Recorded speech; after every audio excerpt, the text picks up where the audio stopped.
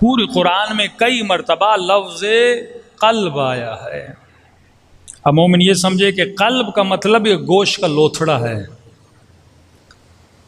یہ بات صحیح ہے کہ جتنے بھی احساسات اور ایموشنز کے ایفیکٹ ہوتے ہیں وہ دل پہ ہوتے ہیں، تبھی اس کو قلب کہا گیا، کیونکہ کبھی محبت میں دل بہت تیز دھڑکتا ہے، کبھی غم میں دل بہت تیز دھڑکتا ہے، اور انسان کو اٹیک بھی یہیں پہ آتا ہے۔ تو دل کی کیونکہ اہمیت ہے وجود بشر میں، دل ایک سینٹرل پاور ہے آپ کے وجود میں، جب تک یہ خون پہنچا رہا ہے انسان زندہ ہے۔ جیسے دل رکا، کئی اوقات یہ بھی ہوتا ہے دماغ چل رہا ہوتا ہے لیکن دل انسان کا رک جاتا ہے، تو انسان ظاہر ہے وہ ڈیڈ ہو جاتا ہے۔ تو آپ کے وجود میں جو خون پہنچا رہا ہے وہ آپ کا دل ہے۔ لیکن قلب سے مراد جو علماء فرماتے ہیں جہاں جہاں قرآن میں لفظ قلب ہے، قلب سے مراد روح بشر ہے، آپ کی ذات ہے۔ روح کا مطلب آپ، روح کا مطلب میں۔ جسم ایک سواری ہے جس پہ آپ کی روح سوار ہے، ایک راکب ہے، ایک مرکوب ہے۔ لیکن سب سے بڑی غلطی جو انسان کرتا ہے، جو کربلا میں امام حسین کے مقابلے میں آنے والوں نے کی، وہ غلطی یہ تھی کہ جسم خدمت بشر کے لیے آیا، جسم روح کی خدمت کے لیے آیا، لیکن انسان جیسے دنیا میں آیا وہ خادم جسم بن گیا۔ یعنی یہ میرے ہاتھ، یہ میری آنکھیں، یہ میری زبان، یہ میرا جسم کس کی خدمت کے لیے ہے؟ میری روح کی خدمت کے لیے ہے۔ لیکن ہم نے کیا کیا؟ ہم جسم کی خدمت کرنے لگے۔ اچھے سے اچھا کھانا جسم کے لیے، کھانا روح کی غذا نہیں ہے، جسم کی غذا ہے۔ اچھے سے اچھا لباس کس کے لیے؟ جسم کے لیے۔ اچھی سے اچھی سواری کس کے لیے؟ جسم کے لیے۔ اچھے سے اچھے مزے، اچھے سے اچھی جگہیں گھومنا پھرنا، یہ کس کے لیے ہے؟ جسم کے لیے ہے۔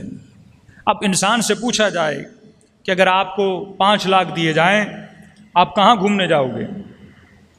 تو اگر وہ طالب جسم ہوگا تو کہے گا میں ترکی گھومنے جاؤں گا، میں یورپ گھومنے جاؤں گا۔ لیکن اگر اسے روح کی غذا چاہیے ہو تو وہ کہے گا میں کربلا گھومنے جاؤں گا۔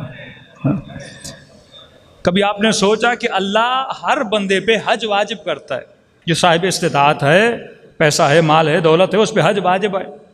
اب جب آپ حج پہ جاتے ہیں وہاں پہ نہ کوئی گرینری ہے، نہ وہاں پہ برفیلا موسم ہے، نہ وہاں پہ کوئی اتنے خوبصورت درخت ہیں، ایک بنجر زمین، سوکھی زمین، شدت کی گرمی کہ بندے کے سر کی کھالیں جل جاتی ہیں، اتنی گرمی ہوتی ہے طواف کرتے کرتے۔ وہاں پہ خدا نے اپنا گھر بنایا۔ میں کہوں خدایا گھر بنانا تھا تو سوئٹزرلینڈ میں بناتا، کعبہ بنانا تھا کشمیر میں بناتا، کہ بندہ تیرے گھر کی زیارت بھی کر دیتا، ساتھ میں سیر و تفریح بھی ہو جاتی، تھوڑا سا مزہ بھی ہو جاتا، ادھر ادھر گھوم بھی لیتے۔ تو اللہ کی آواز کیا آئے گی؟ میں تجھے جسم کے مزے کے لیے نہیں بلا رہا، میں تیرے روح کی اطاعت کے لیے بلا رہا ہوں۔ خالصتاً تو میری عبادت کے لیے، ذرہ برابر اس عبادت میں شرک نہیں ہونا چاہیے۔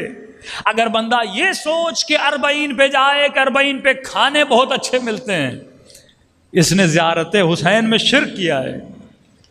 ہاں بھائی دوسرے دنوں میں جانے میں 40 میں جاؤں گا، کیوں؟ پیکیج بھی سستا ہوتا ہے، ہوٹل کا خرچہ بھی نہیں بھرنا پڑتا، اور راستے میں نظر و نیاز بھی بہت ہوتا ہے۔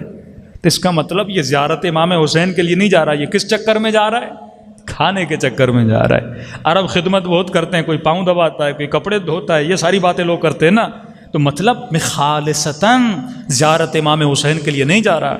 اللہ نے کہا جب تو کعبے کی زیارت کے لیے خالصتاً، وہاں پہ کوئی گرینری نہیں، وہاں پہ کوئی حسن نہیں، وہاں پہ کوئی نیچر کا حسن نہیں ہے، تو صرف میرے گھر کی زیارت کے لیے خالصتاً۔ کس کو زحمت میں ڈال؟ اپنے جسم کو، جس سواری پر تو سوار ہے اسے زحمت میں ڈال، کیونکہ یہ کبھی بھی خود کو زحمت میں ڈالنا نہیں چاہتا۔ آپ 1 مہینہ رمضان کے روزے رکھو گے، 3 دن عید مناؤ گے، چوتھے دن آپ کے لیے روزہ رکھنا بڑا مشکل ہوتا ہے، کیونکہ 1 مہینہ یہ تکلیف میں چلتا ہے، اور اس کو تکلیف پسند نہیں ہے۔ جسم ہمیشہ آسائش چاہتا ہے، جسم ہمیشہ سکون چاہتا ہے، لیکن روح جسم کی آسائش کو پسند نہیں کرتا، روح اپنی آسائش کو پسند کرتا ہے۔ اور روح کی آسائش کس میں ہے؟ روح کی آسائش پروردگار عالم کی محبت میں ہے اور اس کی اطاعت میں ہے۔ اب بندے کو اگر اللہ کی اطاعت میں مزہ نہیں آ رہا، یہ نہ سمجھے کہ میرے روح کو مزہ نہیں آ رہا، آپ کے جسم کو مزہ نہیں آ رہا، کیونکہ جسم دنیا کی لذتوں کو پسند کرتا ہے اور روح آخرت کی لذتوں کو پسند کرتی ہے۔ صلوات پڑھے محمد و آل محمد پہ۔